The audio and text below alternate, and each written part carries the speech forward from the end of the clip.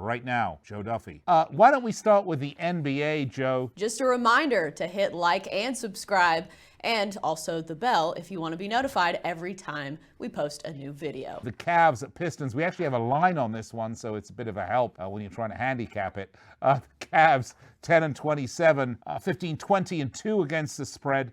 They're 1-6 in the last 7. They lost the last 5 in a row, including a 113-115 loss to the very Pistons that they're playing in this game. They're 4-13 straight up, 7-9-1 against the spread away from home. Dante Exum is unlikely to play. Larry Nance, Kevin Porter's still out. The total has gone over in 4 of the last 5 for the Cavs and the Pistons. 14-24, 14-22-2 against the spread. I don't have to say that they beat the Cavs last time out, but they did.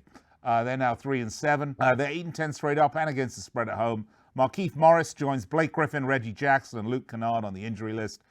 They've gone over in 7 of the last 9.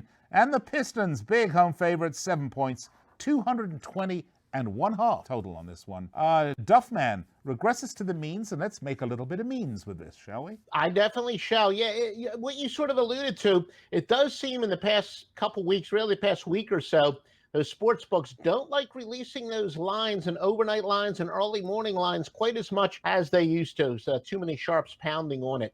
When I first got into this business in the 1980s, late 80s, and then through the early 90s, and I worked the score phones, most of the good majority of the score phone handicappers, we all worked under the same roof. So, of course, we would discuss things. And some of the people that were in the business longer than I was, there was an old adage, when you got 2 terrible teams, just bet the underdog. And of course, not surprisingly, especially as computer software gets more and more sophisticated, you find out that's not true at all. And in fact, when you have a bad team and they're playing at home and they're in a very winnable situation, they seem to respond quite well. Teams with a winning percentage of below 400, yet laying 6.5 or more, are a very good play. 461, 381, and 14. And the winning percentage is even higher at home, as I said, 430, 351, and 13.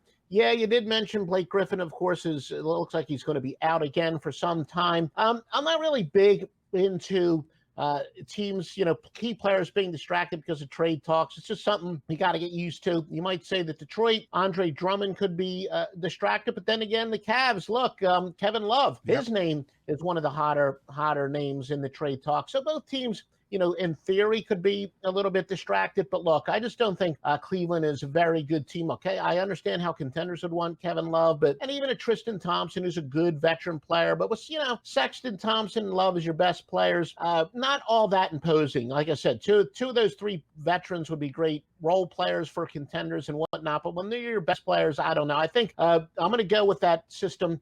I like it. It makes sense. A bad team with a rare chance to have a, statement. Well, maybe statement win isn't really the best terminology, but a chance to come up with a big win at home. I'll go with Detroit.